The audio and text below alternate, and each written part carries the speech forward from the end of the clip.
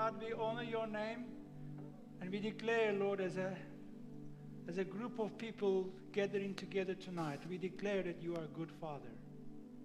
You are a good God. Your ways are perfect. We don't understand your ways always, Lord, but we choose to trust in you. We choose to follow after you. We choose to believe in you. We choose to worship you and serve you because you are the only true God. Your ways are perfect. You are a good Father. Thank you, Jesus. Amen.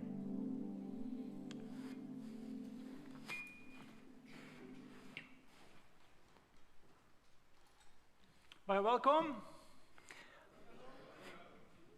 Het julle, iemand het vir my gevra, hoekom praat ek Afrikaans? En ek het vir hom gesê, het jy nie gelees nie? Handelings, hoofstuk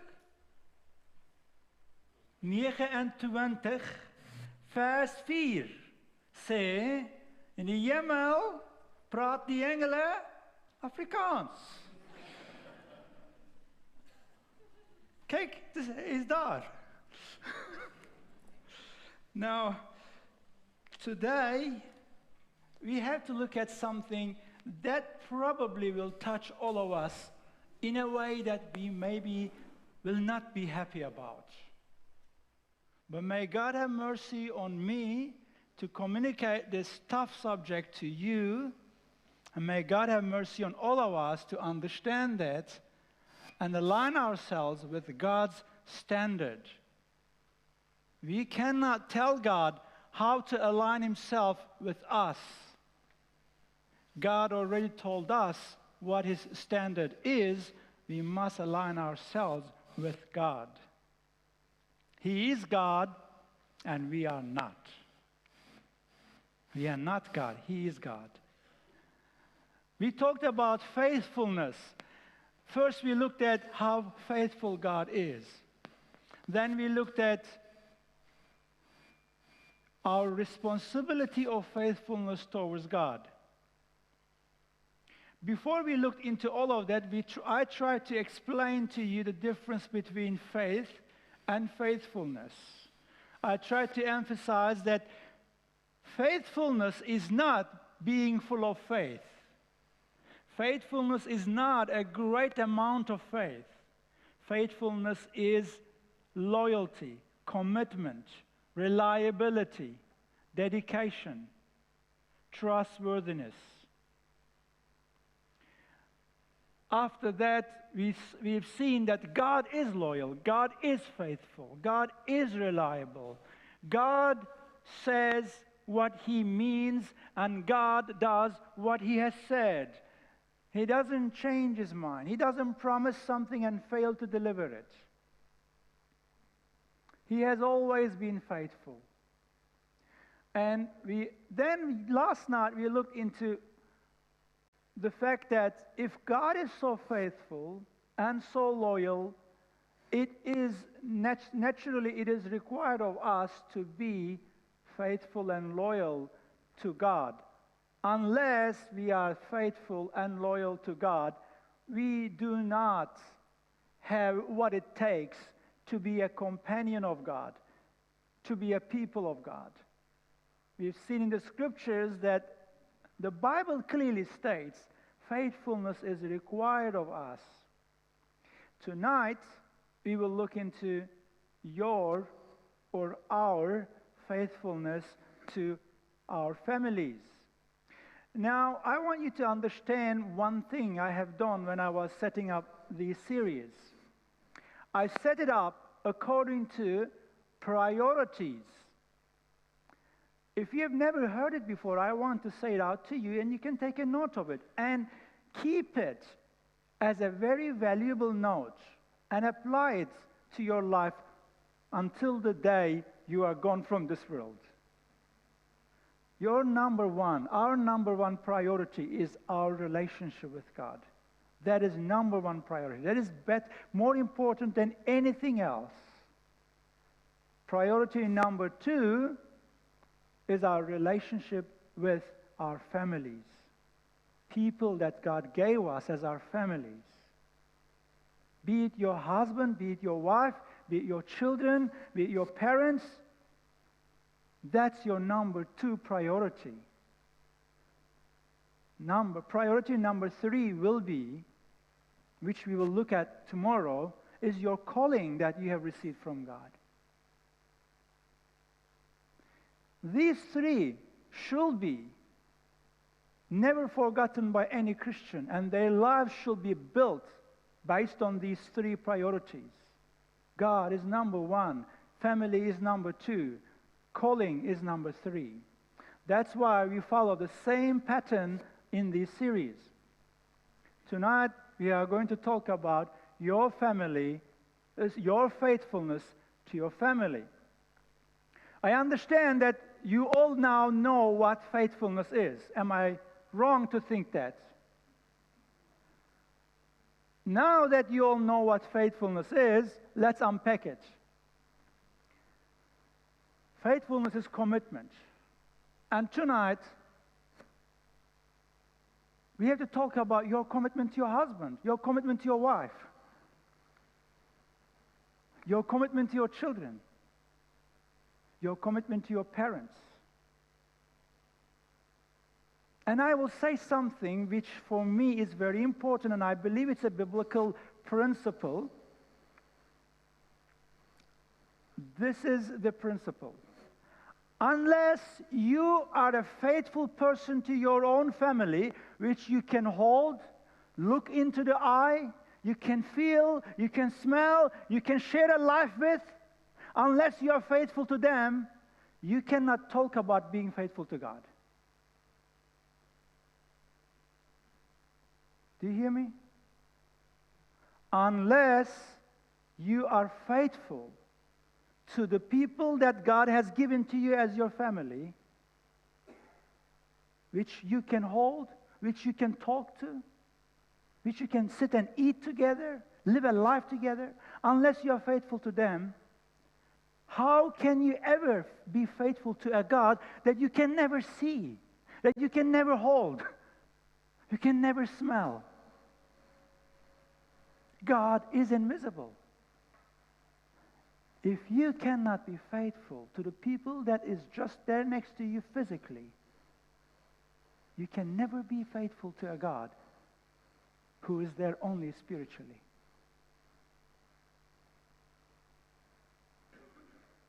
And in the Western society, we have a great sin in the churches. We have a great sin of neglecting our families, neglecting our wives, neglecting our husbands, neglecting our children, neglecting our parents, and then telling to one another, telling to ourselves, telling to the others that I love Jesus, but I am unfaithful. When I say unfaithful, I'm not talking about sexual immorality. Get me correct here. When I say unfaithful in the context of not being faithful to your family, I'm not talking about breaking your marriage. I'm talking about ignoring them. I'm talking about turning your back on them. I'm talking about not being trustworthy to them. I'm talking about not being reliable to them. Because that's the true definition of faithfulness, which I am trying to communicate to you since Sunday morning. If you are not reliable to your very own wife that God gave you, how can you ever claim that you are reliable to God? If you are not committed to the very children that God gave you, how can you claim that you are committed to God? You cannot be. Impossible. Because Jesus spelled it out. If you are unfaithful in small things, you will be unfaithful in greater things. That's the principle. That's how life works. If you cannot keep your promise to your wife, what makes you think that you can keep your promise to God?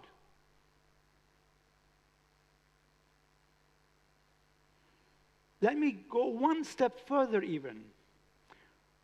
When we get married, we stand before the person who marries us and say, in the presence of God and in the presence of people of God, I take you as my wife, and I pledge myself to you,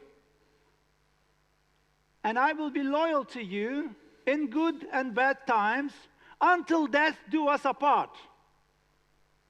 We make that promise. But 5, 6 years later, for some whatever reason, how great, how small that reason may be, we think we have the right to break that pledge. But only 10 years back, we said, until death do us apart, I take you as my wife. In the presence of God, we made that pledge. But 10 years later, in the presence of a judge who is maybe a godless man, by the assistance of some lawyers, we break that pledge. Then we think it's okay to go and find another wife and make the same pledge again with another woman before God. Then we say, I am Christian. That is not faithfulness. A man who cannot be faithful to the woman whom he has taken as his wife in the presence of God cannot talk about being faithful to God himself.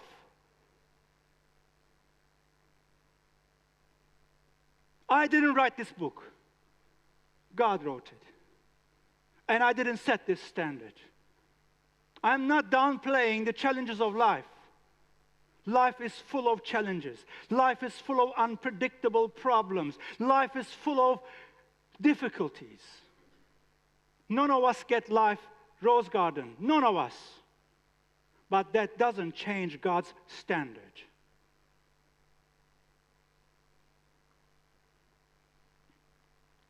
That doesn't change God's standard.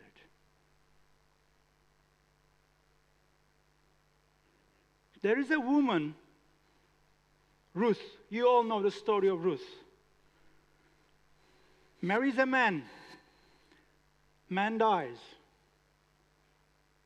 And the mother of the man says to Ruth, go back to your family.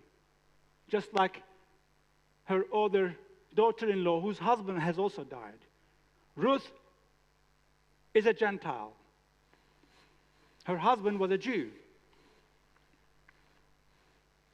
This Ruth turns to her mother-in-law and says, far be it from me that I leave you. I will go with you where you go. Your people will be my people. Your God will be my God. That young woman could have easily turned back to her homeland, could have easily gone to anywhere, could have easily pursued any young man, could have easily pursued any rich man. But she didn't. She remained faithful to the commitment she made to her husband. When she married that man, she married that man's family also. When the man died, she remained faithful to her promise. She didn't leave this old, fragile woman all alone.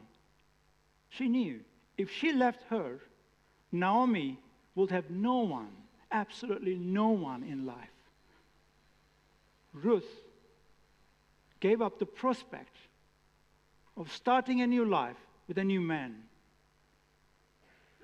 and stepped into an unknown life, unknown territory, into almost a certain poverty with an old and fragile woman because of the covenant she made with her husband, who has already died. That's the standard of faithfulness we see in the Bible, standard of faithfulness to our families. But we live in a country where people marry and divorce just as if it is nothing. Then they tell me that they are Christians. I am not trying to make anybody feel guilty. But friends, in all sincerity, we cannot claim to be faithful to God when we are very unfaithful to the very people God has given us as our own family. Faithfulness starts small and grows big. If you don't have it in small matters, you will never have it in big matters. If you cannot be faithful in your family, you cannot talk about faithfulness to God. God honored this woman's faithfulness. And this woman is one of the grandmothers of Jesus Christ. Ruth married Boaz. Boaz is one of the grandfathers of King David, and King David's line is the line of Jesus Christ. A Gentile woman displayed to us the biblical standard of faithfulness to our family, which God expects from us as far as I'm concerned.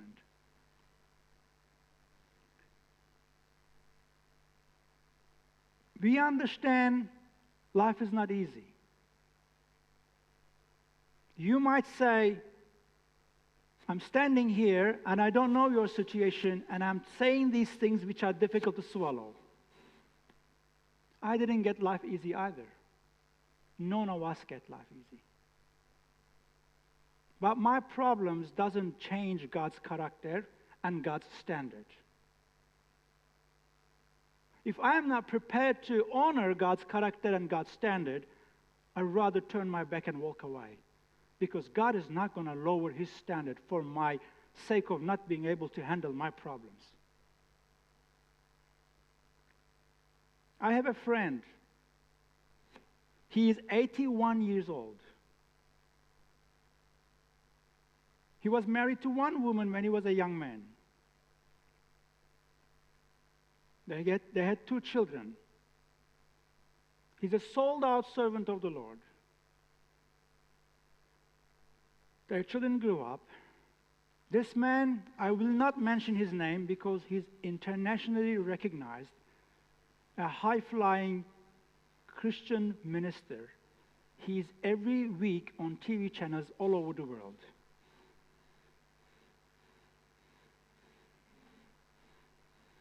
But no one knows, unless you become his family, close friend, you will never know that his wife, about 10 years ago, after being married nearly 50 years, his wife developed dementia. They are married nearly 50 years. His ministry is one of the most successful ministries in the Western world. He's one of the most highly respected Bible scholars. Very anointed man of God.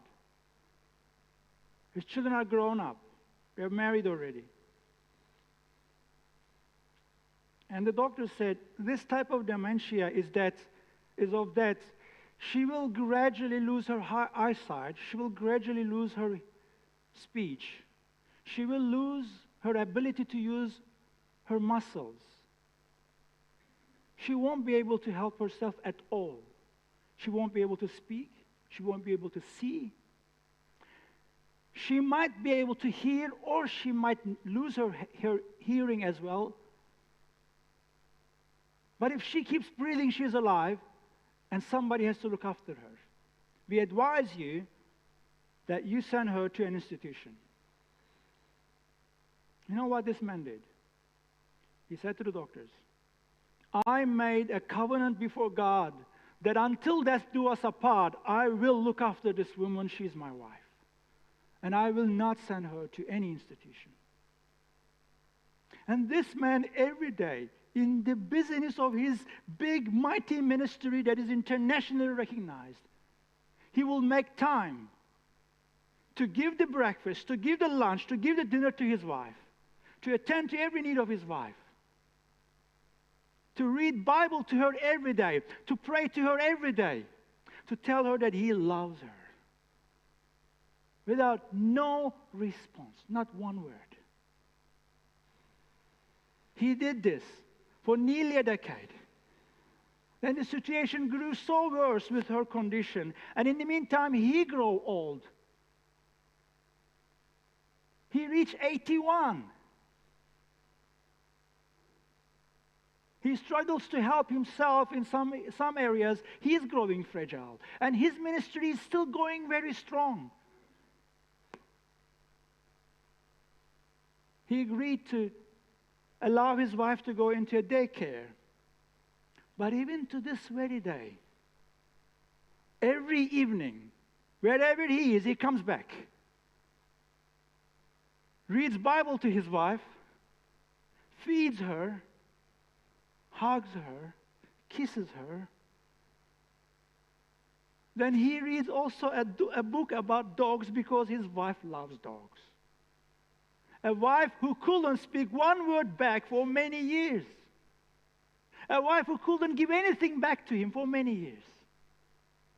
Because he loved her and he had made a commitment to remain faithful to this wife until death do us apart.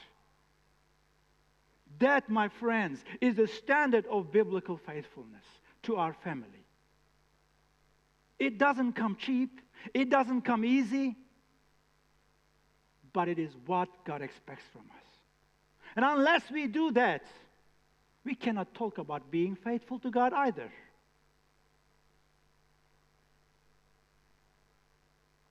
May God have mercy on us. We live in a crooked generation, in a godless society. Everything that God upholds as God's principles are being trampled down under the feet of godless people every day on TV screens, on YouTube videos, on newspaper articles, on magazines you buy from the shelves, in the mouth of godless people all day long. Our children are growing up with these godless principles. Our churches are being infiltrated with these godless values. And when someone comes and talk about God's standards, we think of them as insane. And we became, as believers, we became no different than the godless people out there.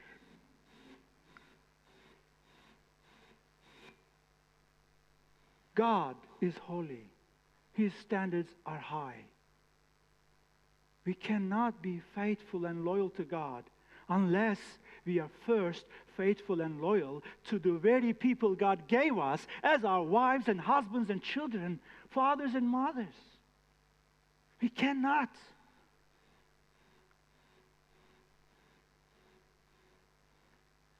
In Ephesians, God says it again very, very, very clearly. It can't be more clear than that. God says, wives, submit to your husbands as church submits to Christ. A wife is not meant to be a boss over her husband.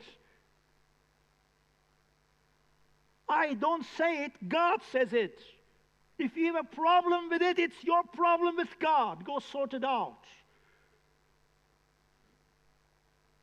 Then in the same breath, God says, husbands, love your wives as Christ loved the church. That's a very high calling. Such a high calling that nowhere in the Bible I read, Jesus decided to divorce the church because church didn't do this or church didn't do that. No. Jesus is committed to the church, no matter what. To the end. And that's what God expects from every man concerning his wife. Man, just be a man. Just get up on your legs and be a man. Be committed to what you have promised. Just get a backbone. Just get a backbone and be a man. I am so sick and tired of men just chucking their marriages away like rubbish and then coming up and telling me about God's stories. I'm sick and tired of such men. It just disgusts me.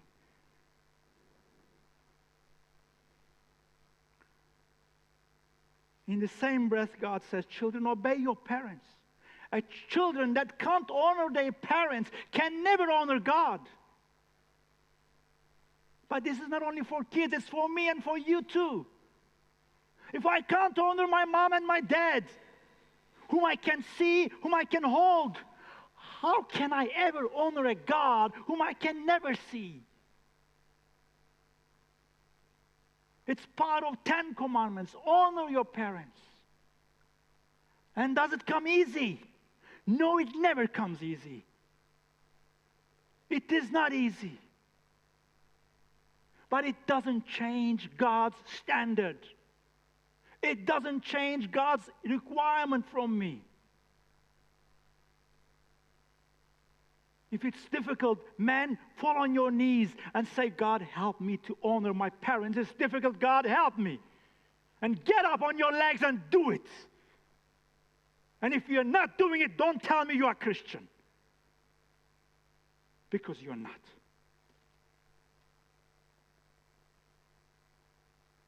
That's faithfulness to family.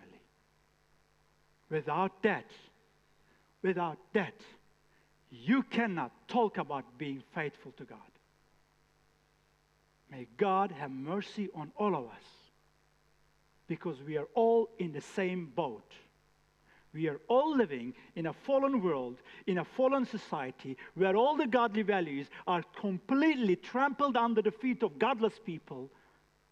In fact, even some pastors and churches are embracing godless values and ignoring godly principles. And we are all affected by it. May God have mercy on us. And if this means anything to you, before you sleep tonight, sit somewhere silent and make a commitment to God that you will value your family. You will value the people God gave you as your wife, as your husband, as your children, as your parents. And you will honor them. And you will be faithful to them. You will be loyal to them. You will be committed to them. Do it. Ask God to help you. Get up on your knees and do it. As for me, it's a daily prayer. Because I know I don't have the inner strength to do what is right. Just like Apostle Paul, I know what is right. I aim to do what is right, but I end up failing. Then I say, oh Christ, have mercy on me. I don't think any of you are any better than me, but at least you can do that.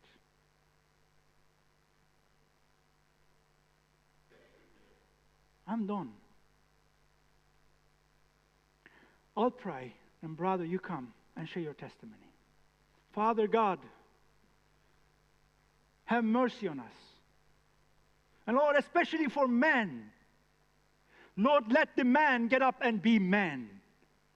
Let the man stop being sissies and complaining and finding excuses for their lack of dedication, for their lack of integrity.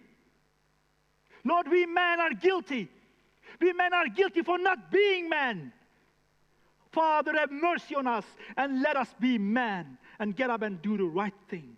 Be faithful. For women and for children, Lord, help us all be faithful to the people you give us as our families. Father, I love you, I praise you, I honor you, because you are my Father and my God and my King, and there is no other name besides you. Amen.